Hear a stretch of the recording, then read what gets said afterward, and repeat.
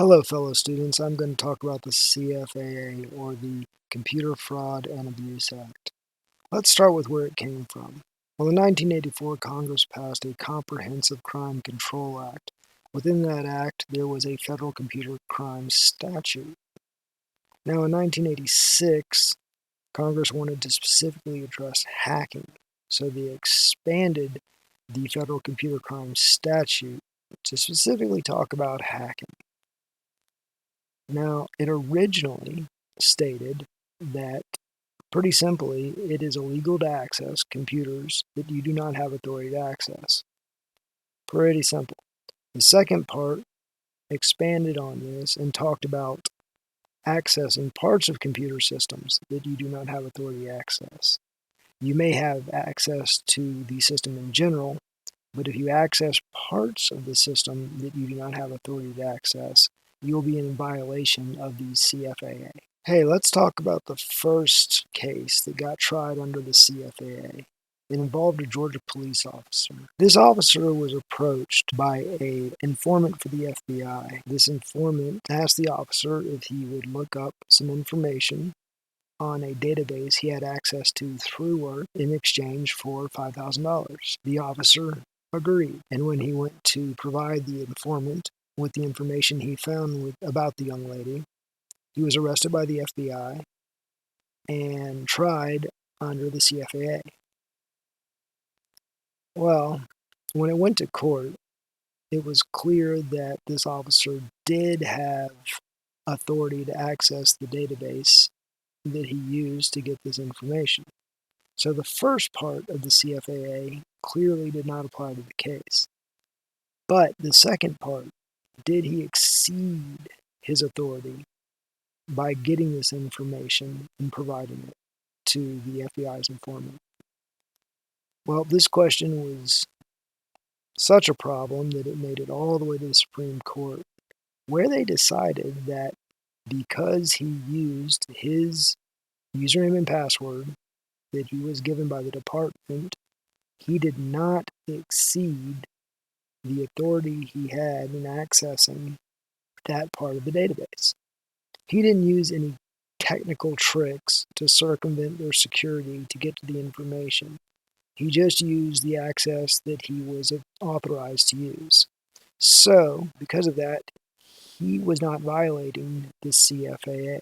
If you consider a grad student getting convicted of a felony, then the first time the CFAA was used successfully involved a young man in 1988 named Robert Tappan Morris. Mr. Morris created what is known as the infamous Morris, which caused a lot of machines to operate very slowly for a pretty good bit of time, and it was blamed for a good bit of financial loss, and Mr. Morris ended up paying the price under the CFAA. Well, the CFA has been expanded since its creation in 1986. There's been some more specifics added. Let's look at some of the specific things you can do or get into as a knowledgeable IT person that can land you in jail for a number of years. Let's start with obtaining national security information. Not a good one.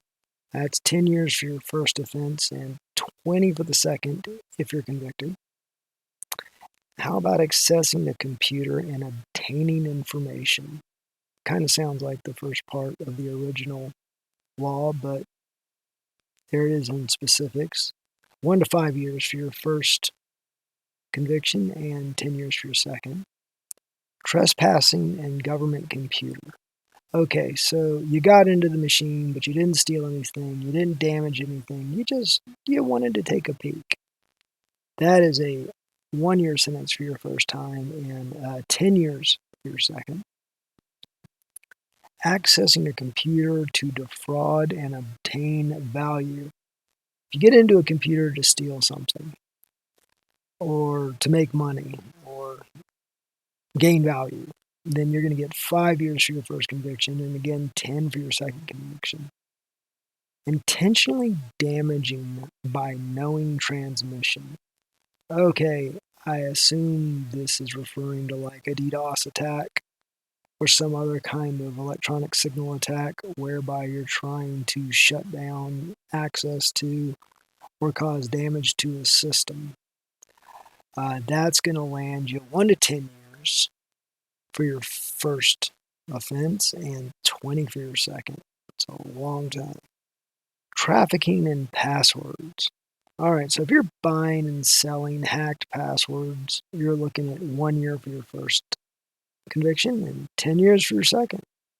Extortion involving computers. Ransomware.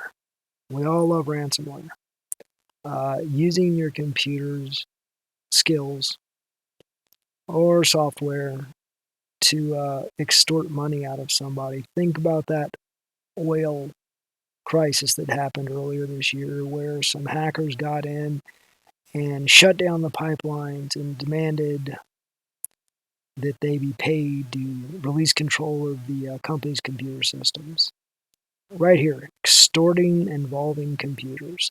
That's going to give you 5 years for your first and 10 years for your second. Attempt and conspiracy to commit such an offense. To commit one of these offenses? Let's see, we got 10 years for an attempt, but no penalty specified for conspiracy. So you're talking to your buddy about doing it, and he does it. And, you're out at the golf course hanging out, and you had nothing to do with it. But you did conspire. So you may get off, and your buddy might get 10 years. So don't commit computer crimes, I think, is the lesson here.